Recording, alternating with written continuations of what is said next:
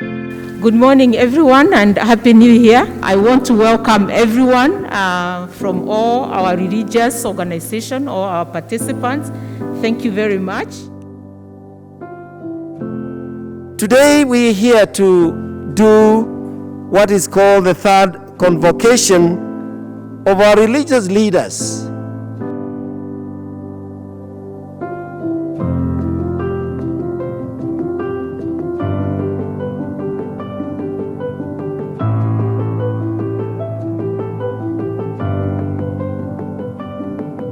So our day today and tomorrow is to bring these thoughts in mind, and more so to ensure we speak freely, openly, and candidly in a manner that we can together come out with a way forward towards that general elections, possibly, and it is announced, the 9th of August this year.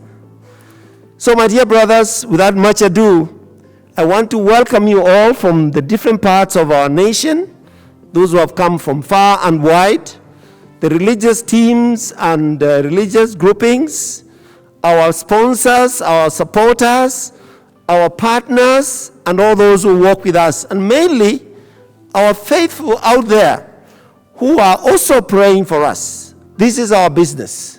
We're not here to campaign for this party or that party or this party. We are not here to campaign for any religious group, but to campaign for a peaceful general election in this country, which is fair and free. So with those few remarks, my dear brothers and sisters, allow me to say once again, with these few remarks, I declare this convocation of our religious leaders officially opened.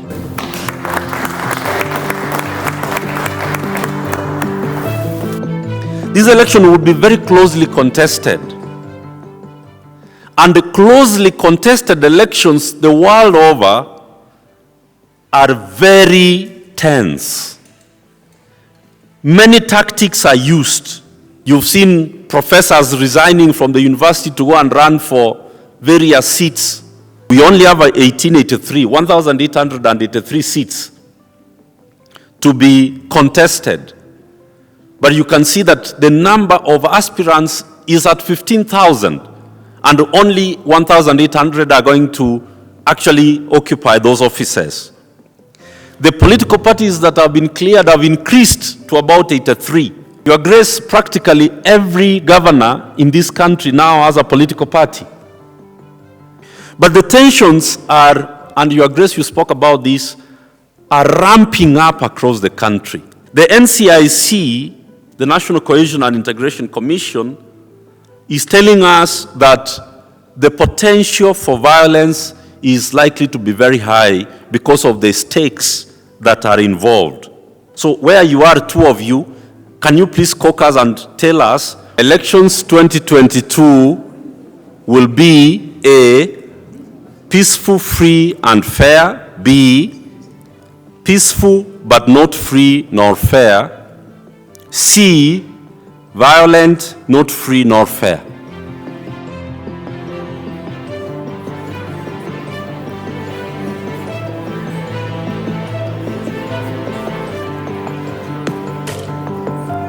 Let us be realistic. It is C. If we do not arrest the situation, 2007, 2008 might look like child play. Cyprian is C. The current situation is C. We resulted to B.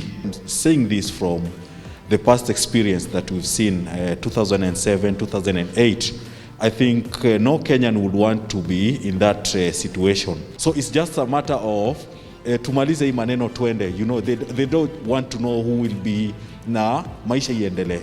Thank you. So generally it may be peaceful, but not free and fair because of our system, as we know it, has not been fair. People are physically hurt. They are working hard to say, let us not fight. And like somebody said, they will say, let us deal with it and finish with it. And very many people in Kenya do not even care about fairness. Mtu aingie aende afanye. So we say there will be peace, but there will be no freedom and fairness.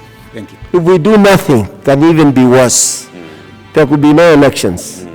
But if we take our positions and be proactive, educating, informing, engaging the different stakeholders, we can improve all these to A. Yes. We can. Yes, we can. Yes, we can. Yes, we can. Yes. But that's why I think we're here.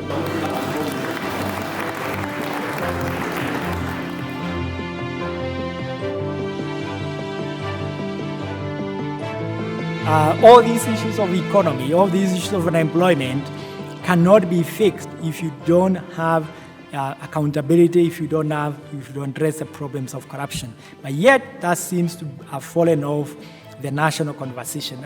It is possible still to bring issues of accountability and impunity into the national conversation if one of the presidential candidates picks it up and makes that part of their key platforms. And I think that's part of our contribution as religious actors, as civil society actors, to encourage them to pick this as campaign issues. Asante. When we come to voting, we see very low turnout.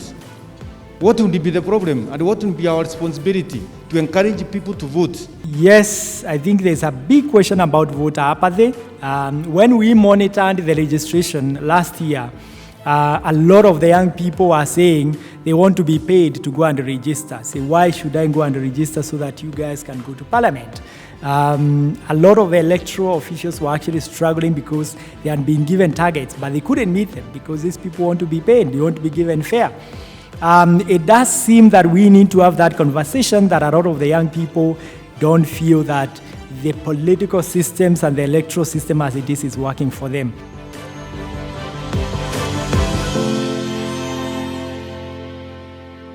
We have asked the IEBC, and this is maybe an area that also the religious leaders can be able to help us, to help us institute a people-centered approach to the conduct of elections in this country.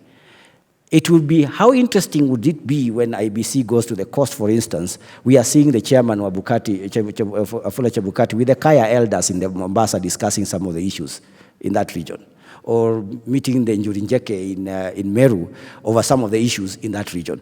That is the people you want to make sure that the election which is being conducted, if you want to gain trust and the confidence of the people, you must be seen to be working with them, not just within the formal elite corridors when you're running the exercise of a public engagement, that is the election.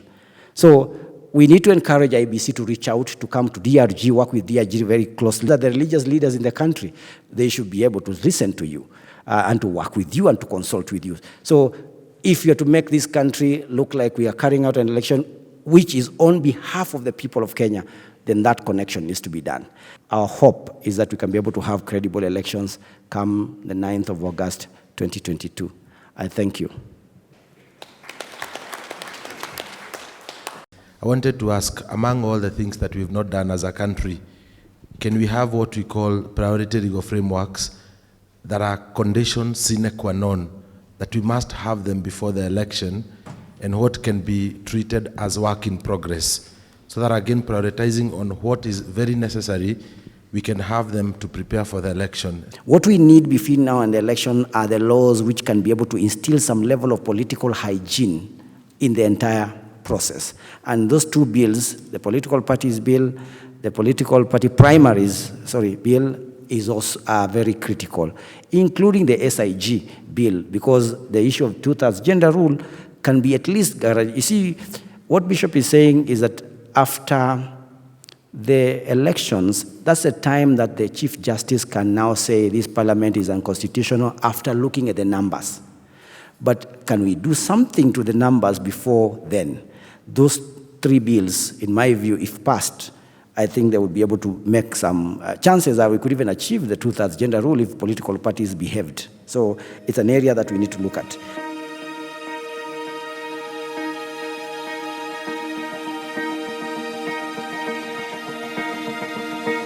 Religious leaders should regulate on hate speech, and also on Sundays, on Fridays, on Saturdays. Can we make it something that we do every time, talk to the people and sensitize them against cheering those who are involved in hate speech. IEBC has the task, in conjunction with the other offices and the Office of the Ombudsman, to create laws that disqualify the candidate from office. That is stiff penalty. I remember Bishop actually came up with that proposal. What we need are stiff penalties.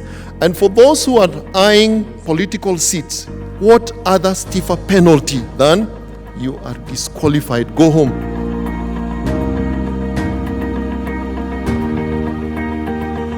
The security apparatus are ready for general security of the country, but specifically speaking about elections, we can say that the behavior and conduct of the security apparatus, and especially the leadership in terms of our area of security, are what are causing fears and also perception to many of us that we are seeing the security is not ready due to the perception that is created from their conduct. All political parties need and should be able to present to the people prerequisite manifestos. Then they need to be transparent and should have definite membership. And to be able to do this, the Office of the Registrar of Political Parties, because this is already in law, like we have already had, is the duty of the ORPP to ensure that they strongly supervise that this is done. Then the campaign agents also should follow the same with the political parties.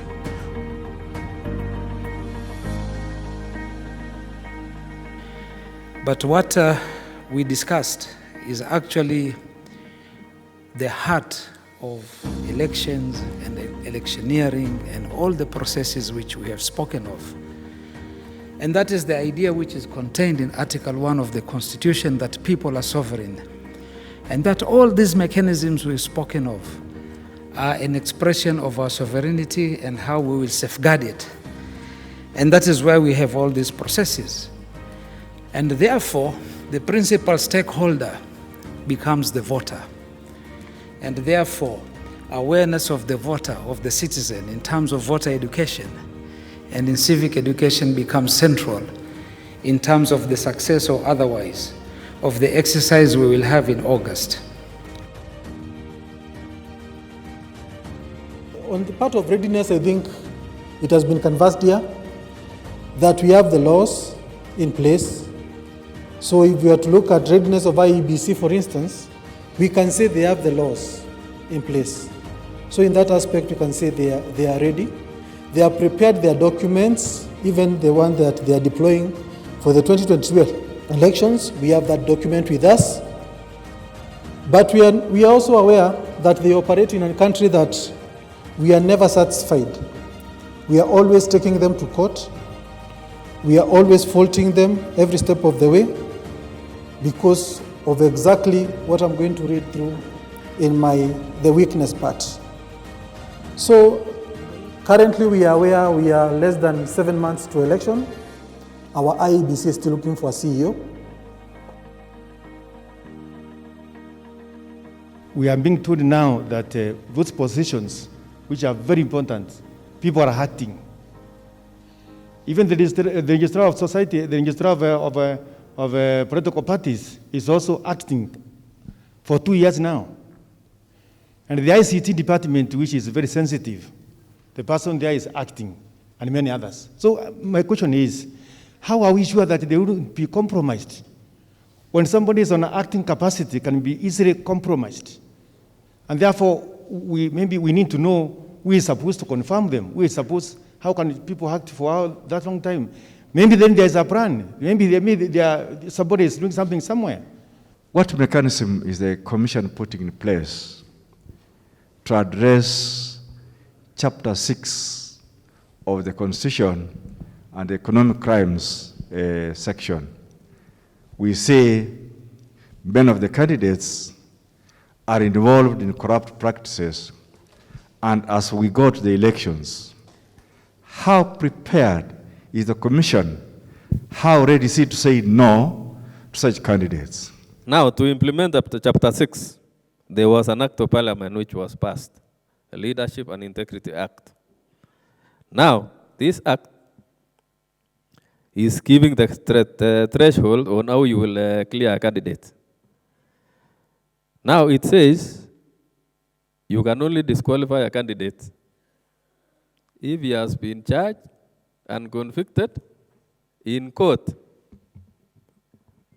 So long as the case is still in court and it has not been determined, you really have no basis of disqualifying that candidate. I want to request a comment on how people are cleared, because Chapter 6 of the Kenyan Constitution has clearly stated on who should go through the IEBC so that they may become candidates. And in the past, we have experiences where people are cleared by the IBC only for them to note that they had wrong certificates and possibly they have issues. On the issue of fake academic certificates, we rely on clearance by other agencies, like Commission for University Education. When we receive and they have cleared and they have said these certificates are okay, we have no basis as a commission to say it is not okay. If you bring your ESCC certificate and they require self-declaration, you self-declare, you say, I have not done this, I have not, and then you bring it to the commission. So it will be upon another person to say that self-declaration was actually false. Then it will be taken to court as a false, uttering a false document. So I think you can see where the commission comes from. We rely on other agencies for clearance. So if those agencies have given the clearance, there is nothing much we can do. But my question is this: are you still going to use Alugulai and Otimofo as a pre-qualified institutions that are going to deliver materials into this republic? And how many times Alugulai has changed its name to give another name for marketing purposes, and also Otimofo? I'm not aware whether Alugulai has changed names, but Otimofo has been changing names severally. It was Safran Mofo, Otimofo, now it is called Idemia. What I can assure you is these are not the farms which have won the current tender. The current tender has been won by separate farms. For technology, we have a farm called Smartmatics, I think from Netherlands. And for the ballot papers, we have a farm called Infolycos from Greece.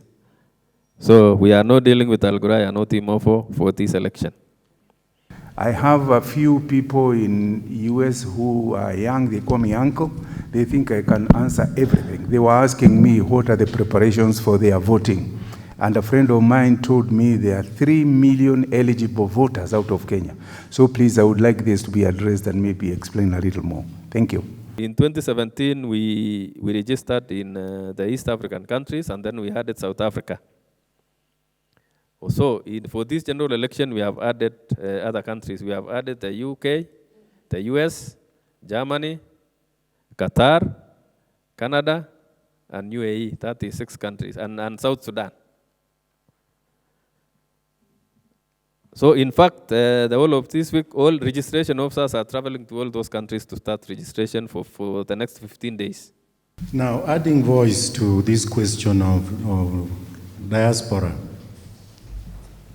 sometime last year, I also spoke to some Kenyans in Europe especially. And they shared with me their plight, that what is required is a valid new generation passport. And yet application centers are only in the Kenyan Embassy in Berlin and High Commission in London. And now, given the situation of Corona with restriction, movements, they have not been able to move to those centers and register so as to vote. Now they're asking, can they be allowed to use their old passports, so that nobody is excluded from this exercise? I think there was a pronouncement from the government that the old passports are coming to an end, I think last year. So the requirement of the law is that we use the valid passport. So I think it is the valid passport which is going to apply in terms of registration. So there was a question on in the European countries, it is only Berlin and I think United Kingdom where they can be registered. Due to budgetary constraints, we are not able to reach everywhere. So what we did was to look at the threshold of registered Kenyans in some of these countries. So those which had registered Kenyans above 3,000 is where we have gone to. On record, like the US or the UK, for example, on record, you might see that there are a lot of Kenyans, about maybe 3 million in the US. But when you actually go to the embassy to see how many Kenyans are registered, there are very few. So most of them may not be living in a legal way in the United States, and they may not want to be known by the system. So they may not even turn up to register. So we'll rely on those who are properly registered, which may not be a very big number. There are also a big concern, even as we go to these elections, the cost of elections in Kenya have been rated very, very, very highly. Lots of money is spent on different things. I know it is not on your docket, but this podium asks this question all the time. Wherever we go anywhere, Kenyans are rated as the greatest. They know every trick in the game, so our so-called security measures on these documents are as high as the note, the shilling and the 100 note and so on. What can we do as religious people? What would you wish us to do, or as Kenyans, to reduce the costs of elections? Unfortunately, it may be true, because what you are trying to do is to legislate trust in Kenya. Now, because it is very painful, we are always exporting jobs. How? We print ballot papers outside the country. Because we don't, this is, printing a ballot paper is a very simple matter. It can even be a paper like this, which you tick. In a country like Zambia, what are they using? They are using marbles with different colors. You put, and it is for this party. And they are able to believe their own elections. But the problem in Kenya is we don't trust ourselves. If we give it to a local supplier, for example, watasema huyu anaegemea mrengo fulani, and it will come with pre-marked ballot papers. So we can't do that. But if the political players are able to agree and accept, this is a very simple matter which can be done. So the ballot paper in Kenya is even, the security features, they are more than for even the Kenya currency. Because I think we have about, I don't know, about 7 features which are ingrained there. But even still with those, we still don't believe the elections. Even again, the issue of transmission of results, that brings in technology. In some of the Western countries where we are buying even this technology, like France, for example, voting is manual. There is no technology. But we have legislated that we must have. So, and when you legislate, it comes with a cost. If we must use election technology, 3 billion is gone outside the country. Ballot paper printing outside the country, 2-point-something billion outside. So we are exporting jobs and killing the economy. So this is something which we don't like ourselves, but it is the law. Use us where you think we can, and there are many ways we can. Let us be there. We are available from the smallest station in north and south, through the churches, the Muslims, the mosques, through all those people who pray, and others who belong to the even traditional religions. There's network everywhere. Use our network and there will be no gaps.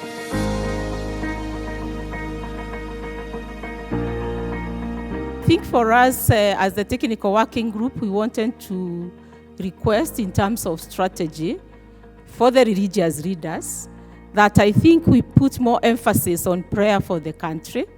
In terms of strategy number 2, we are looking at peace, tolerance, and cohesion messaging and outreach initiatives using our structures again. Civic and voter education and mobilization for voter registration. Key thing that came up yesterday and that we can pick up as a strategy is the election observation and monitoring. And I'm saying in partnership with HELOG, the technical working group looked at this and felt NCCK, KCCB, and SUPKEM are already members of HELOG. And when we listened to Mure Musao yesterday, he mentioned that already we are recruiting long-term observers and they will be on the ground. So we are saying then I think the religious leaders should take advantage of this, and so that we are able to consolidate the issues that are coming from our observers, and this forms then the messages that we'll be using continually because we'll be getting information from the observers. Key to the strategy is also to strengthen diplomacy, dialogue, and mediation efforts. I think we discussed advocacy for electoral reforms. This is key again in terms of our strategy. Finally, and it is not the least, I think this is all encompassing everything, is that can religious leaders think through promoting issue-based campaign as opposed to what we are seeing, where then we are able to empower our citizens to begin resisting some political incitement, because there is a lot of that, and manipulation, especially for the young people. You have seen this. If we were to pick the way forward from the presentation, and we are leaving this room, what are we saying we are going to do going forward? And the idea is that between February and April this year, can all the religious coordinating bodies, the RCBs, plan for county-level prayer sessions? When are we doing the prayers with IBC, with the Chief Justice and the judiciary, the police, etc.? Also, in terms of the mediation work, focusing on the head of state, the deputy president, the Honorable Raila, at the national level. What messages and which bishops and which religious leaders are appointed to go to these leaders so that they can deliver a message of these actions are helping and these actions maybe are not helping. The third is the outreach, advocacy, and visibility meetings with the Chief Justice, the Inspector General of Police, the Minister for Interior, the IBC itself, parliamentary committees, and leadership of the National Assembly and Senate. Also, strengthening the monitoring and observation and rapid response, so that it's not just monitoring, but once we get the feedback, then what rapid response? But we should be seeing helicopters moving out of Wilson with the religious leaders to where there's conflict, like now in Aror in Kerio Valley. Then finally, it's about convening the dialogue reference group with the other sectors, the multi-sectoral forum, which brings together the other 9 members of the dialogue reference group, including civil society organizations. And why is this important? So that there's a buy-in of the strategic plan that Susie has spoken about. There's need to get all the other sectors, trade unions, women's organizations, civil society organizations, youth movement, to buy into the religious leaders, the convocation strategic plan that has come out of this convocation. Now see, all the religious leaders, and all the Christians, all the Muslims, all the Hindus, we are coming here, the religious leaders. We want this country, this beautiful country, to grow, not for the politicians to divide this country. We want to be united, make our Kenya in the world map, to be proud. We have so many things we are having. Masai Mara is proud. Our Mount Kenya is proud. Make our Kenyans to be proud. Make everyone to get their basic food, shelter, and the jobs. They have to need some jobs. So everyone, the youth can get the jobs and they eat some food and the shelter. We conclude by calling upon all Kenyans to ensure and join in praying in the words of our national anthem, O God of all creation, bless our land and nation. We want to pray that may God bless Kenya. Thank you and God bless.